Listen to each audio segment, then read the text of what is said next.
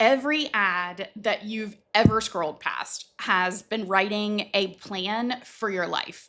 So has your mother, so has your industry. And if you don't have a plan of your own, then you've been running theirs without even noticing it.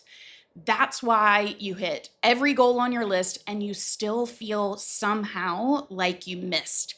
In the next 20 minutes, I'll show you the 3 layers underneath that feeling. By the end, you'll be able to tell whether the life you built is yours or if it's one that you've just absorbed.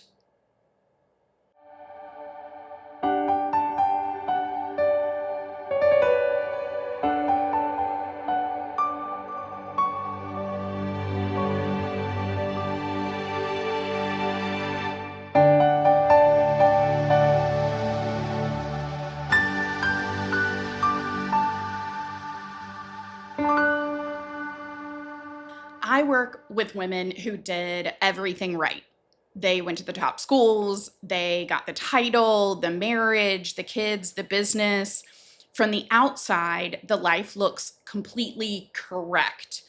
Then, somewhere around 40, sometimes it's earlier, sometimes it's later, a question shows up that they cannot shake. And that question is this actually mine? It's quiet at first. Maybe it comes up in the shower, during a drive, the moment before you fall asleep. But then it begins to get louder. And if you've felt this, I need to say something really carefully. You are not lost. You're not broken. You are not behind. You are just misaligned. And there is a big difference. See, I spent 10 years practicing law because I was good at it. And being good at something isn't the same as wanting it. The last decade, I've helped over 300 women see the difference between being good at something and really wanting it. I've worked with women one-on-one and even in groups to help them find what they're really meant to be and what they're really meant to do with their lives so that they can create clarity around that feeling that they're meant for more. And then I helped them have the courage to build exactly what they've always wanted. We've built businesses for full-time artists, interior designers, estheticians, spa owners, fashion designers, clothing brands, retailers, showrooms in New York, builders, you name it, you can be it at any point in your life. And that's what this channel is all about. Success realignment, the work of seeing who you actually are underneath the life that you built and aligning the life with the woman. The important thing is they became the version of themselves they knew lived within, but they couldn't find the path to becoming her. And the how stops so many of us so often. So here's the idea that I want you to sit with. You don't have to choose a plan for a plan to be running you in the background. Someone else's tends to run by default if you aren't running your own plan. See, advertisers know this. They've built billion-dollar industries on it. They tell you exactly what success looks like, what your house should look like at 45, what kind of woman drives what kind of car, what your skin should look like at 50, probably not like mine. Most women I work with would tell me that they are completely immune to that. They're too smart for it. But the fact is, they're not. Nobody is.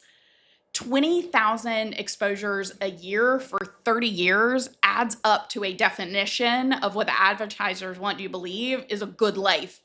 And if you haven't ever sat down and written out what your good life looks like, I bet you're following theirs. But advertisers are the obvious ones. The harder one is the people who love you. See, your mother had a picture of who you'd be. Your father had one. Your industry had one. Your firm rewarded one version of you and punished another.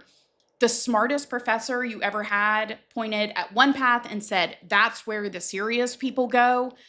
You have absorbed it. You just didn't choose it. And so when you absorb it, then That's what I mean by absorbed success, a picture of the good life that you took on without ever auditing whether it was actually yours. And here's the tell. When you hit absorbed success, you feel less, not more. The promotion doesn't feel like the promotion was supposed to feel, and the house doesn't feel like the house was supposed to feel.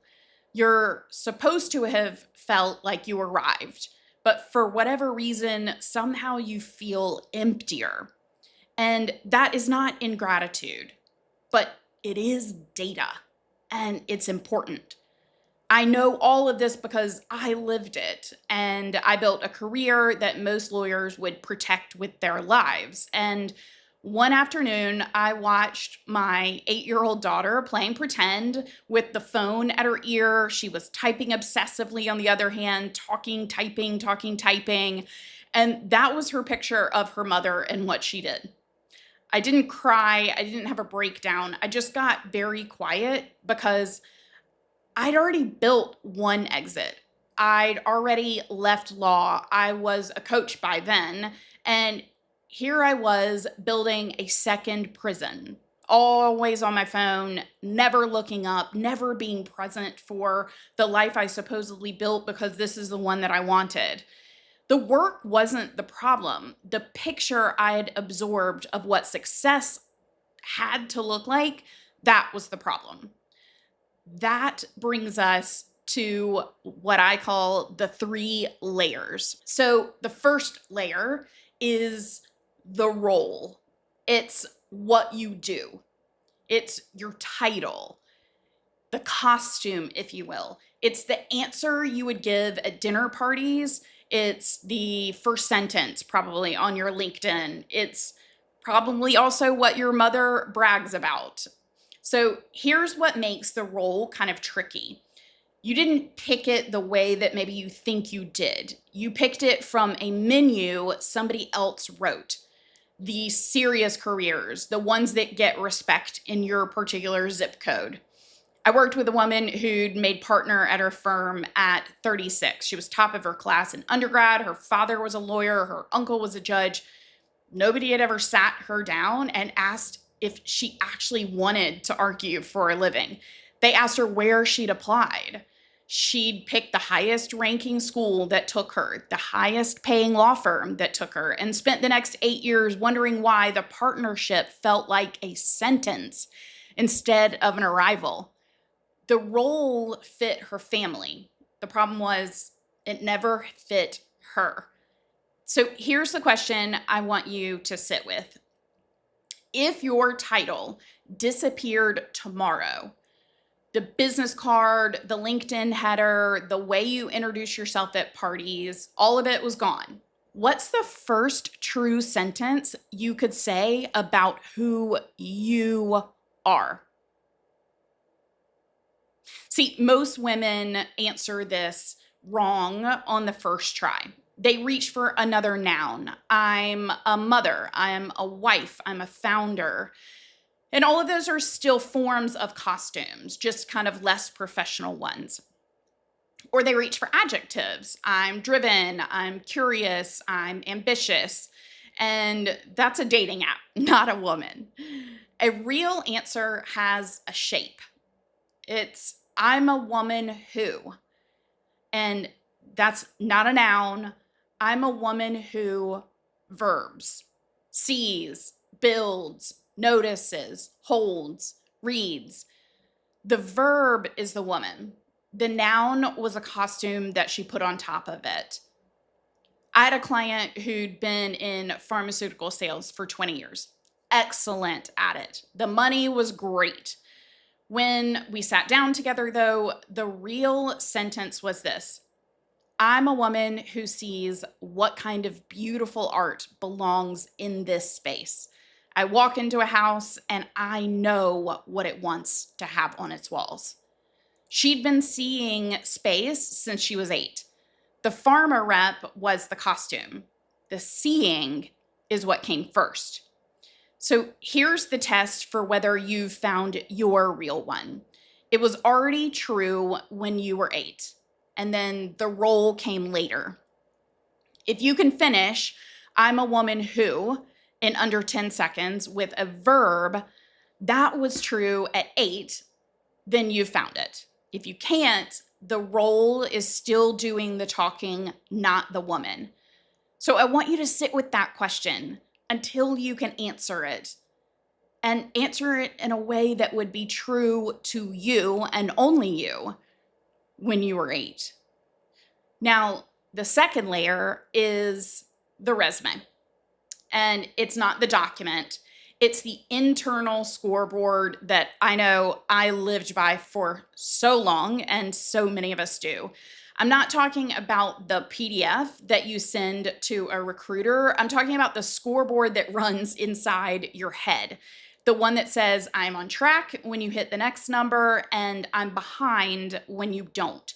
This is the layer that most high achieving women are stuck in without knowing it.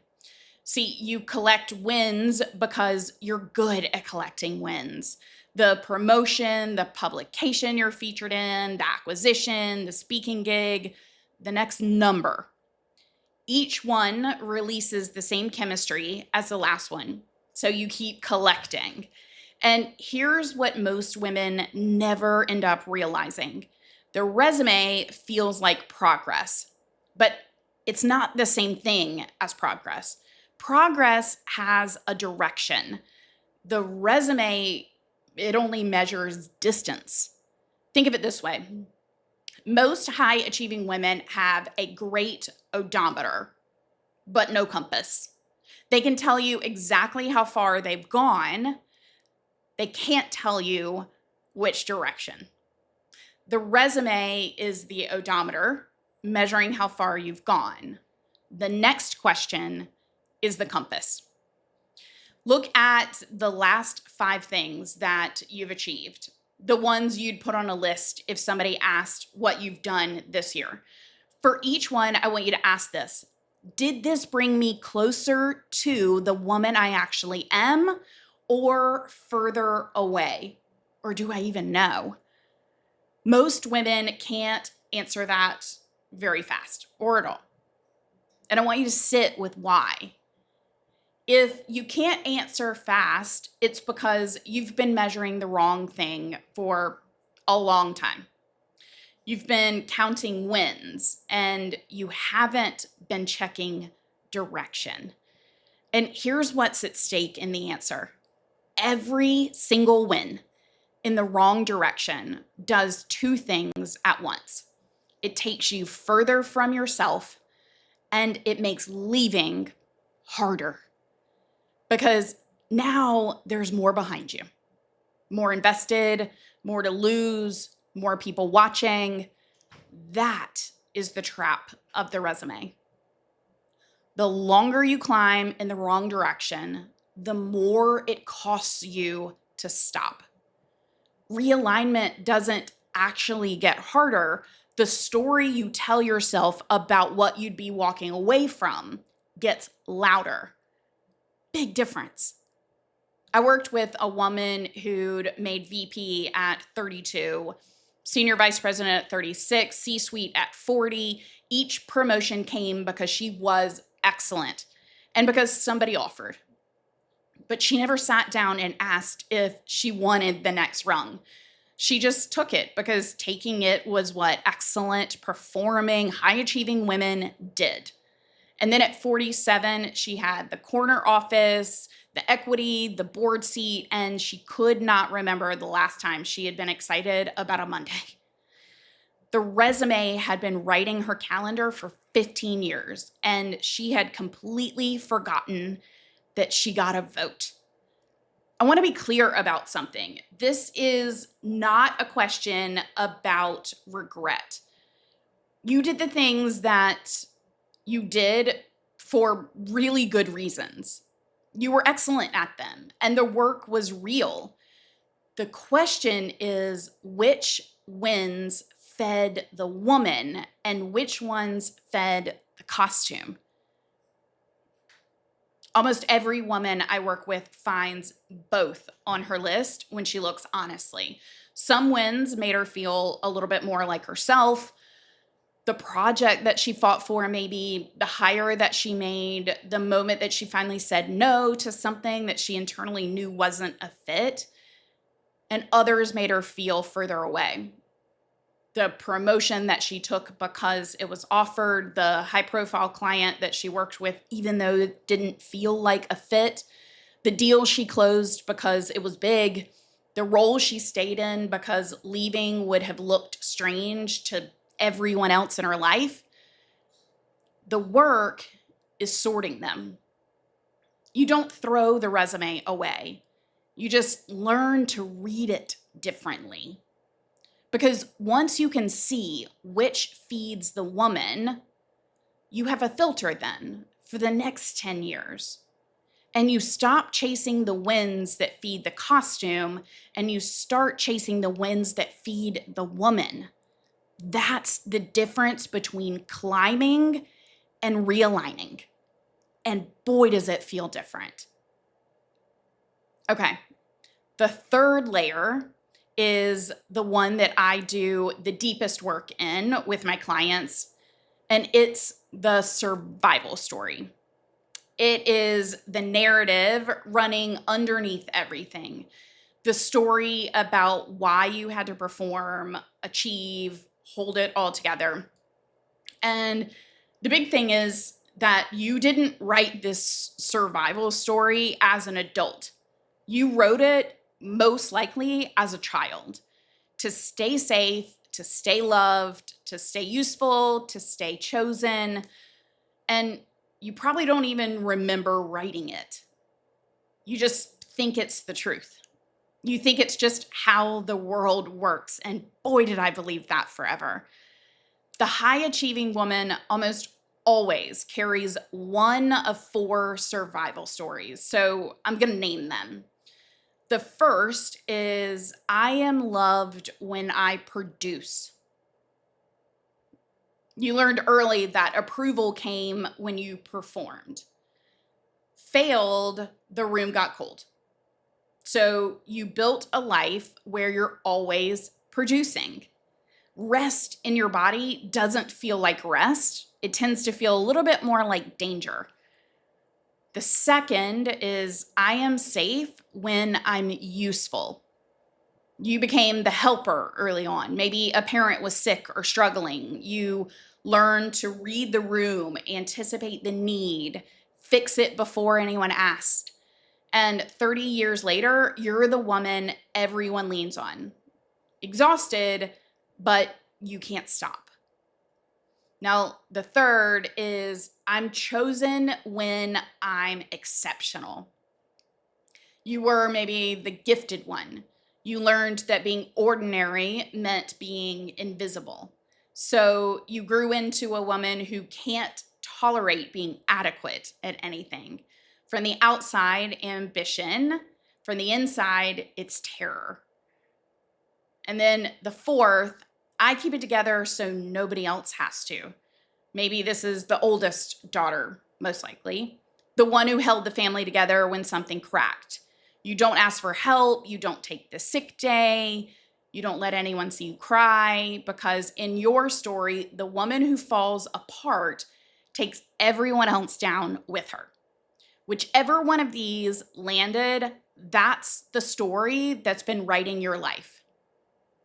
Sit with that for a second. And it doesn't have to just be one of them. It can be 2. It could be 3. It could be all 4. Or just bits and pieces of 1 or 2. Now, here's the question. Finish this sentence and don't edit it. If I stop blank, performing, helping, achieving, then blank, what happens? Now, I want to tell you what a real answer looks like, because most women guess at this and tend to get it wrong. A wrong answer sounds like adult logic. If I stop working hard, then I'll fall behind. That might be true. And that's a current career anxiety, though, dressed up. It's not the survival story. A real answer has two signatures. Both tell you the same thing. A child is still writing the story. The first signature, the sentence sounds like a child wrote it because a child did. The second signature, the then, is catastrophic, bigger than the if warrants in a way that makes no adult sense. So let me show you an example. For the woman whose story is, I am loved when I produce, one that hits pretty close to home. The real sentence sounds a little like this. If I stop producing, then my mother won't be proud of me.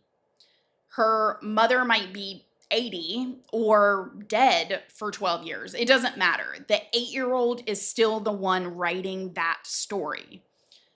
For the woman whose story is, I am safe when I'm useful, it sounds a little bit like this. If I stop helping, then no one will want me in the room. Her adult brain knows that this isn't true, but somewhere in her body, it still believes it. For the woman whose story is, I'm chosen when I'm exceptional, it sounds a little like this. If I stop being the best, then I'll be invisible. She knows that's not how the world works, but the fear is older than the knowledge. For the woman whose story is, I keep it together so nobody else has to, it sounds like this. If I let myself break, then everyone falls apart. And the fact is, they won't. They're adults. The 8-year-old, though, doesn't know that yet. So here's the test. 3 questions. 1, could an 8-year-old have written this sentence? 2, does the then feel bigger than your adult logic warrants? And 3, when you say it out loud, does your body believe it, even though your brain knows it's not literally true? If it's yes to all 3, then you've found it. The survival story that's been running in the background for you. And I want to be clear about something. This isn't about blaming the child who wrote the story. She did what she had to survive. The 8-year-old isn't the problem. The problem is that she's still in the driver's seat at 48. The work is gentle. You're recognizing a pattern that protected you. It, heck, probably even got you to where you are today, but it served its purpose, and now it no longer needs to be running the show. And asking whether it's still serving the woman that you've become now, well, that is what matters. This layer matters more than the other 2, and I'm going to tell you why. The role and the resume are downstream. You can change your title, you can sort your wins, but if the survival story is intact, you will rebuild the same prison just in a new shape. And as someone who has done that multiple times, let me tell you, there is nothing more disappointing than to get 8 to 10 years down the road and realize you did it again. That's why some women leap. New career, new city, new identity. 3 years later, they're exhausted, asking the same question. They changed the costume, but they didn't change the story. The survival story is the operating system. And until you can see it as a story, you're going to keep running it as your reality. And naming it doesn't dissolve it, but it does loosen its grip. Because once you can hear the child writing the sentence, you stop confusing the child's fear with the adult's reality.